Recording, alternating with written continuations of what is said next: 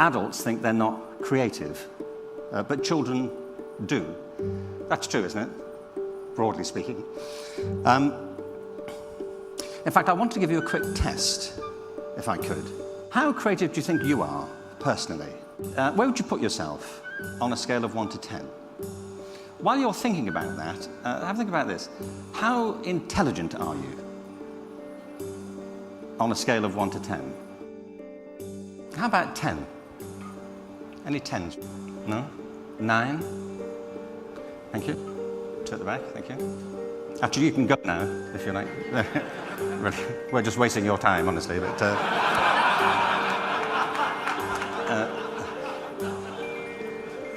8, 7, 6, 5, 4, 3.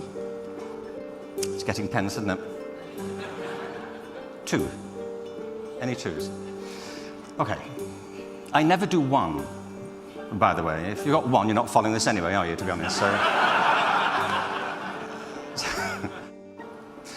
one last question. Last time you have to put your hands up. Put your hands up if you gave yourself different marks for intelligence or creativity. Okay.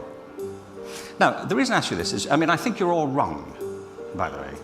Yeah, obviously, apart from the 2 9s. Obviously, never argue with a 9, is my view.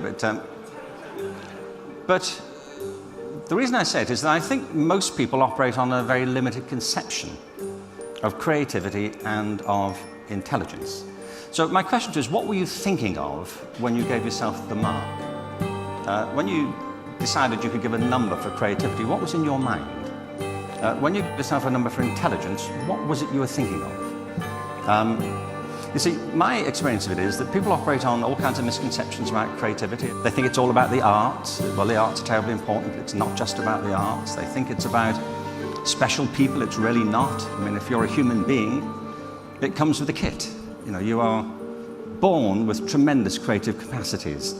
The trouble is that creativity is a bit like literacy. You may have an aptitude for it, but never develop the abilities that are required to exercise it. And that, to me, is a big fault of our education system.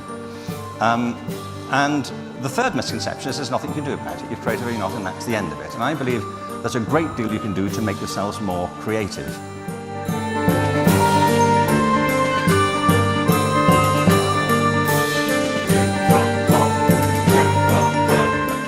There was a very good programme on the BBC.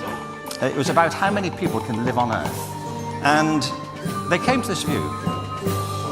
There are now 7.5 billion people on the planet. And we don't know if the Earth can handle it. So they said if everybody on Earth were to consume at the same rate as the average person in Rwanda, consume food, fuel, water, the Earth could sustain a maximum population of 15 billion people. So we're halfway to that. The trouble, of course, is we don't all consume at the same rate as they do in Rwanda. They said if everybody on Earth were to consume at the same rate as the average person in North America, the Earth could sustain a maximum population of 1.2 billion. So we're 5 times past that currently. So if everybody on Earth wanted to live as we do in North America, and by the way, they do, we would need 4 more planets to make this feasible, which we don't have. And there's a paradox here. All of these challenges are created by human ingenuity and human innovation and creativity. It's not the lemurs that are causing the problem, it's us. And at the very point where we need to get even more innovative, more inventive, more ingenious to deal with the challenges that we have created, our education systems are stifling the very capacities on which we're about to depend.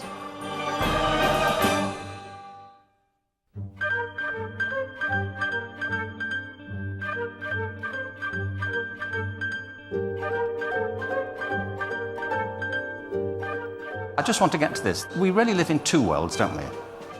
There's a world that exists whether or not you exist. A world that came into being before you did. It was here before you got here. It'll be here, all being well, after you've gone. It's the world of other people, events, other circumstances. Our education systems are pretty obsessed with that world. But there's another world that exists only because you exist. It's the world of your own private consciousness, the world that came into being when you did. The world, as somebody once said, where there's only one set of footprints. A world of your private passions, your motivations, your aspirations, your hopes and your talents. And I believe the future of the world around us, so far as we're concerned, depends on understanding much more about the world within us.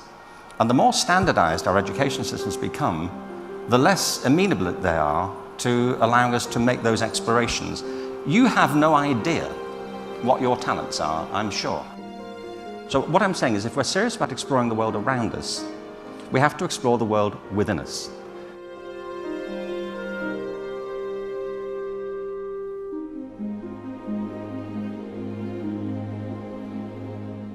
We are a very small part of all of this.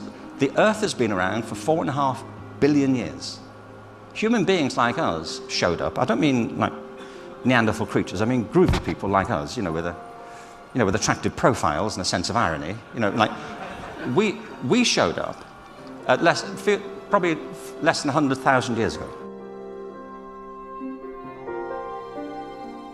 We are despoiling the very planet on which we depend, and we won't, I think, make a better job of it until we understand the depth of our own talent and spiritual resources within us. When I asked you how intelligent you are, it's the wrong question. The real question is, how are you intelligent? The question is not how creative are you, it's how are you creative? And if we can flip our education to get to a better sense of human capacity, then I think we'll have a better chance of understanding and making sense of the world within us and the world around us.